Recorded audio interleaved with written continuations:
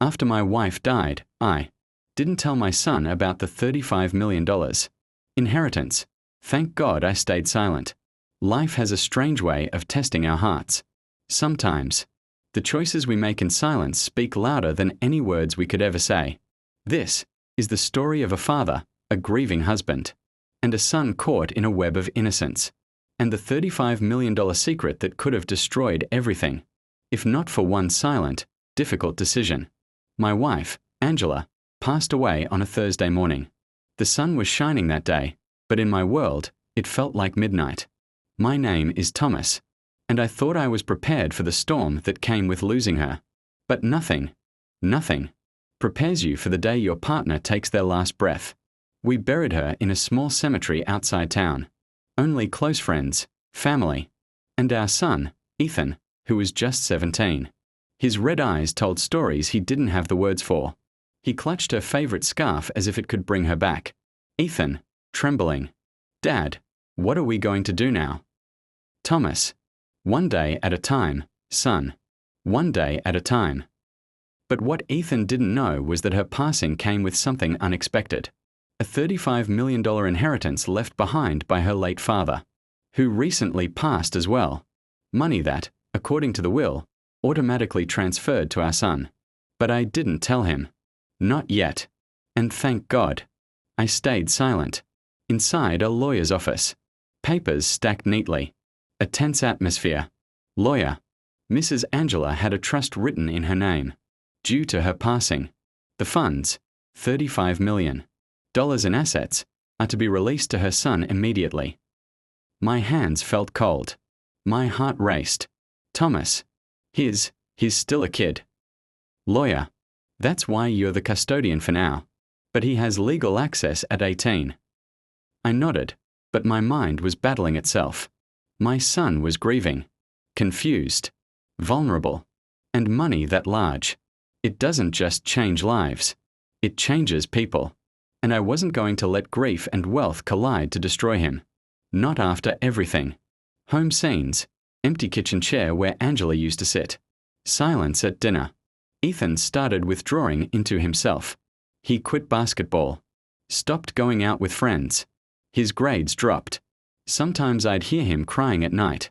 Sometimes he'd scream her name in his sleep. As much as I wanted to run into his room and tell him, "Son, you'll be okay. You're rich. Life will get better." I knew that would be the worst thing I could ever do. Grief and money are two storms that should never meet. So I held the secret tight. Scene, school parking lot. 3 boys, Ethan's former friends, approached him. "Mark, dude, you've been acting weird. What's going on?" Ethan, "My mom." Mark, "We know, but you can't run forever." They tried helping him, but heartbreak has a way of building walls that even friends can't climb. Still, I watched Ethan from afar, struggling, but trying. That's when I knew. He needed time. He needed healing. He did not need $35 million right now. A new group of boys, older, reckless, surround Ethan. A few weeks later, I noticed a change. Ethan was coming home late. Smelled like smoke. One night, I followed him. He met up with a group known for trouble. "Leader, you're Thomas Wright's kid, right? Your family owns property. Money." My heart dropped. I realized how dangerous the world could be for a grieving boy people. Assumed was wealthy. Imagine if word got out about the real inheritance. He wouldn't survive the attention. That night, when he came home, I sat him down. "Thomas, son, I lost your mother too. You're not the only one hurting." He finally broke down in my arms. Not once did I mention the money.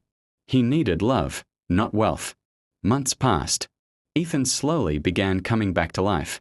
He returned to basketball, returned to his art, returned to the kindness he always had.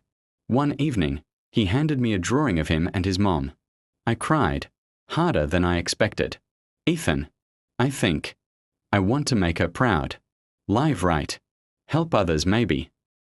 That moment, I thanked God I stayed silent. If he had known about the fortune while he was drowning in grief, he would have lost himself.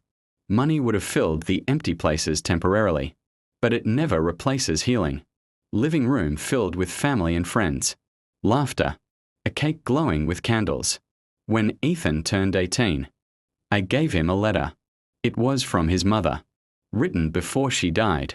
Angela, letter, gentle voice. My son, if you're reading this, it means I'm not there to hug you. But I want you to promise me something.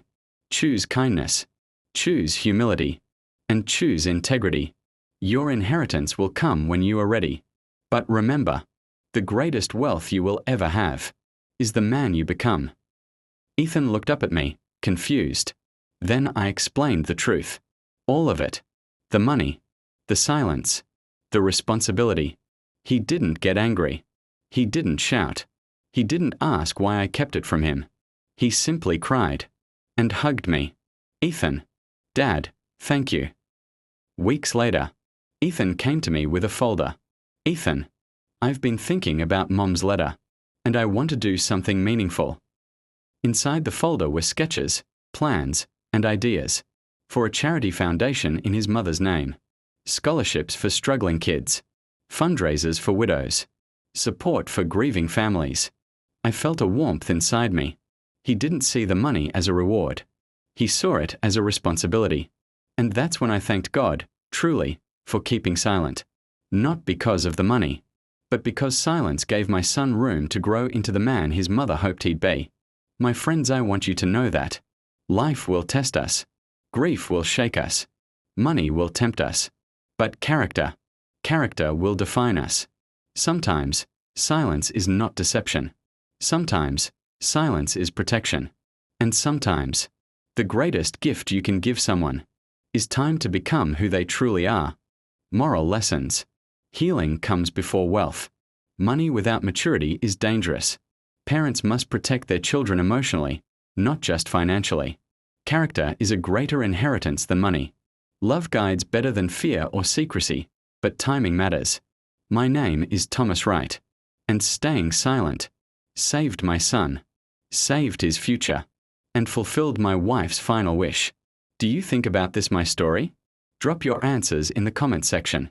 Don't forget to like, share, and subscribe to this channel.